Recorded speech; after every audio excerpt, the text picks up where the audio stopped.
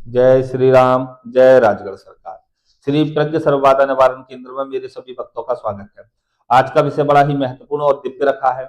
आज का विषय है 2026 गुप्त नवरात्रि जनवरी।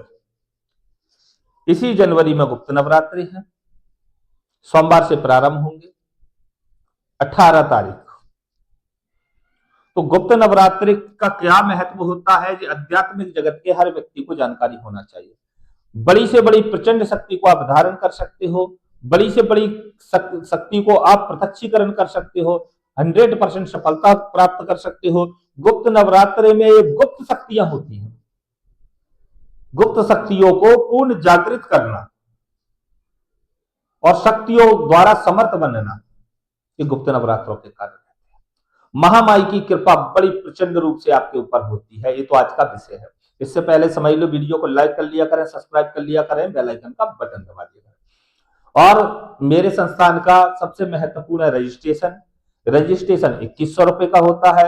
रजिस्ट्रेशन द्वारा आपके योग देखे जाते हैं, उसके आधार पर ही आपको सर्वश्रेष्ठ बनाने का प्रयास किया जाता है। अब आ जाते हैं विषय पर कि गुप्त नवरात्रि में क्या क्या दिया जा रहा है।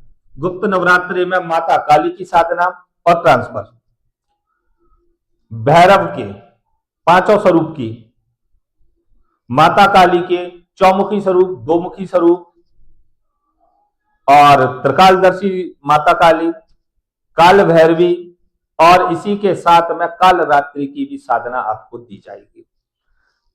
साधना में और ट्रांसफर में, ये मैं दोनों विषयों को एक साथ ही बता रहा हूं आपको। अलग अलग वीडियो डालने से कोई लाभ नहीं होता है। आप तक जानकारी पहुंच जाए, मेरे लिए यही महत्वपूर्ण होता है।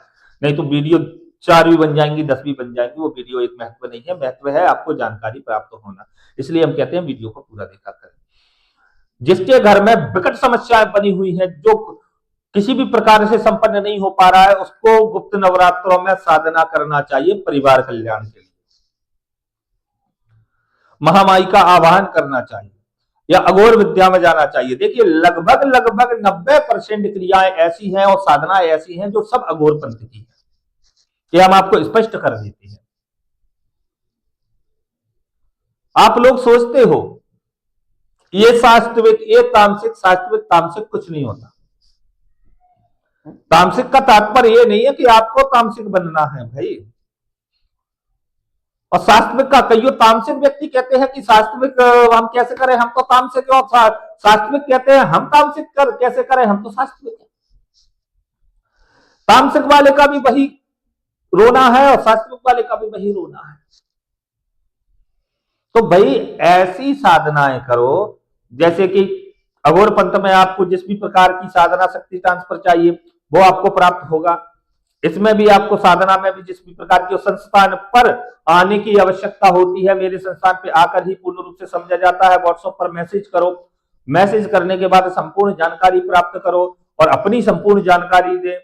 विधिवत गुरु नियम का पालन करें, विधिवत अपने इष्ट के का सम्मान करें, घर के हर सदस्य का सम्मान करना, जो बुजुर्ग हैं उनका सम्मान करना आवश्यक होता है।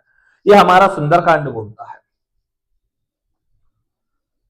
ये हमारा सुंदरकांड बोलता है। सुंदरकांड में स्पष्ट कहा गया है, जो युवा बुजुर्ग की बात मानेगा वो जीवन में श्रेष्ठ कार्य करेगा।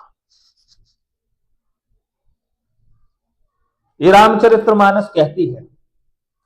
तो आप लोग इन गुप्त नवरात्रों में जिस भी प्रकार की साधनाएं सही गुरु मार्गदर्शन में अगर करते हो तो पूर्ण रूप से सफलता प्राप्त होती है। और ये हम आपको बता देते हैं, 3 विधान करना अति आवश्यक होता है। 3 विधान में 100% प्रत्यक्षीकरण मिलता है।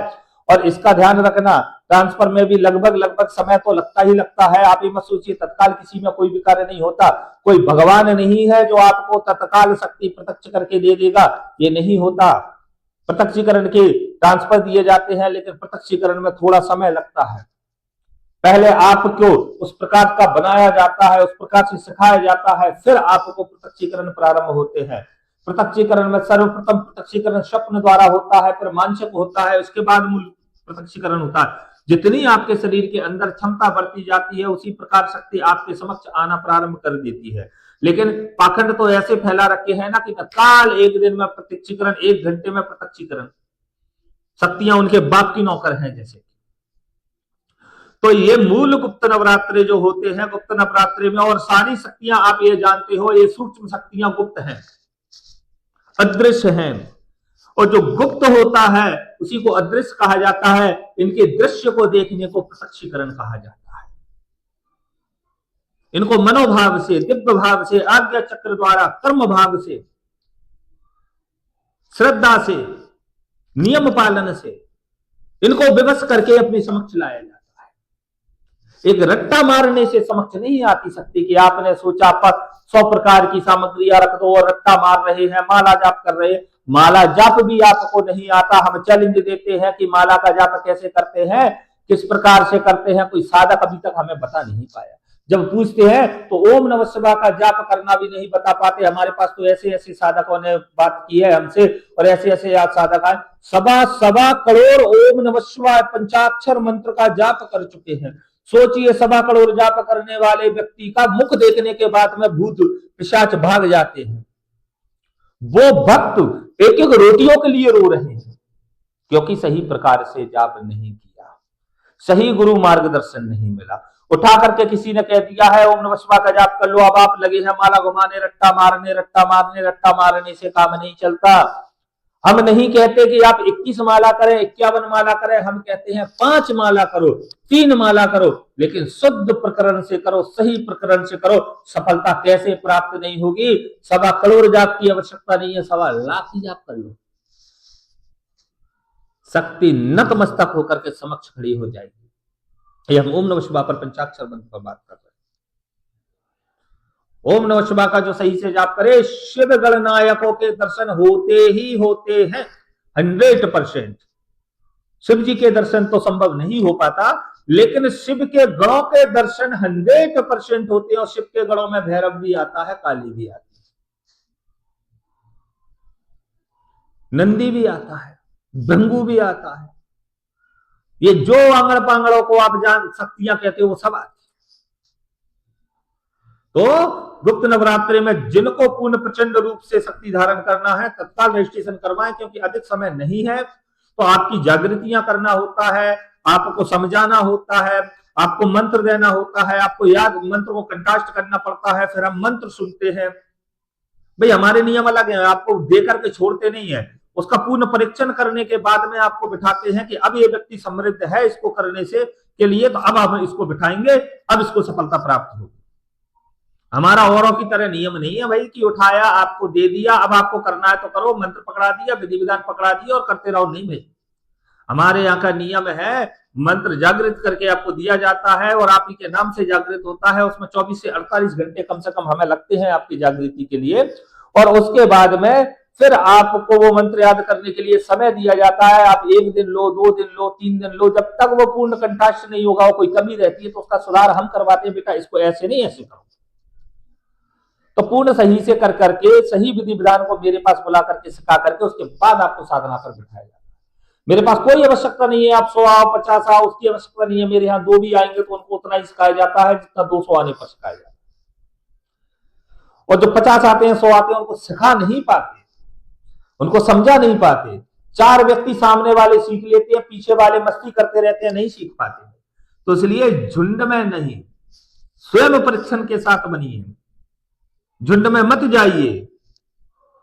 बकरी का और भेड़ों का झुंड देखा होगा, गर्दन नीचे करके चलती है, और एक बकरी या एक भेड़ कुएं में गिरेगी तो सारी गिर जाती हैं। इसी प्रकार आप जिन संस्थानों पर भीड़ लगाते हो, वो भीड़ एक दूसरे का सामर्थ्य पकड़ने में लगी रह जाती है, और गुरु अपना मतलब सिद्ध करके हाथ झाड़ करके खड़ा हो जाता है कि मैं क्या करूं, मैं तो बोल रहा था। तो कोई अपने सवाल नहीं पूछ पाता, कोई सब मुख दर्शक बनकर के बैठे रह जाते। तो जिनको सही प्रकार से सीखना है तत्काल रजिस्ट्रेशन करवाए, जुड़ जाए, और संपूर्ण प्रकार की शक्तियां दी जाएंगी। बताने की आवश्यकता नहीं है, कोई भी वीडियो उठा लेना, जो वीडियो की शक्ति आप मांगोगे वो दी जाएगी। लेकिन इसको एक बार फिर समझ लें कि मेरे यहाँ योग के आधार पर मेरे द्वारा जो व्यक्ति मेरे बताए अनुसार चलेगा,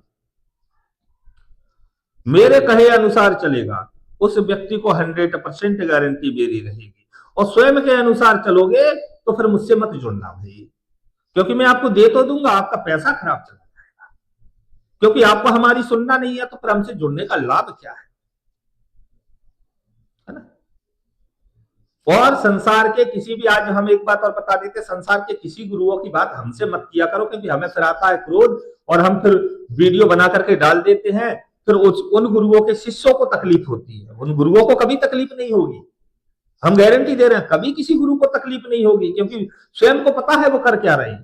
तो हमारे बोलने नहीं बोलने से कोई फर्क पड़ता नहीं है, क्योंकि उनको कोई फर्क पड़ने वाला नहीं है। लेकिन शिष्यों को ऊपर जो गुरु को मानने वाले शिष्य है, उन विचारों के हृदय पर घात लगता है कि मेरे गुरु के बारे में एक ऐसी बात हो गई। तो हम उन शिष्यों के लिए बोल रहे हैं,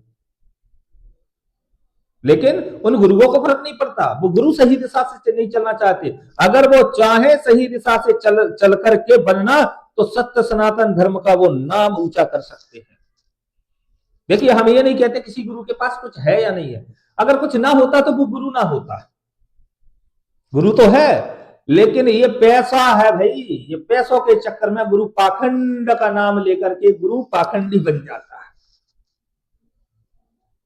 हम नहीं दिखाते, हमें जैसा मन है वैसा रहते हैं, जैसा इच्छा है वैसा खाते हैं, जैसा इच्छा है वैसा घूमते हैं, कोई किसी का पाबंदी नहीं है। कहियो हमसे, गुरुजी आप तो सभी प्रकार के वस्त्र पहनते हो, क्यों भाई, किसी के बाप का खा लिया हमने जो ना पहने? हम तो सब, हम सभी प्रकार से रहते हैं, सभी प्रकार से घूमते हैं, वो पाखंड नहीं दिखाते कि इतनी दाढ़ी बढ़ा, इच्छा होगी दाढ़ी भी बढ़ाएंगे, इच्छा होगी बाल भी बढ़ाएंगे, इच्छा होगी तो क्लीन भी रखेंगे। हमारा मन, शक्ति कभी मना करती है क्या? शक्ति कभी, दाढ़ी बढ़ा हुआ गुरु नहीं होता, पाखंडी होता है।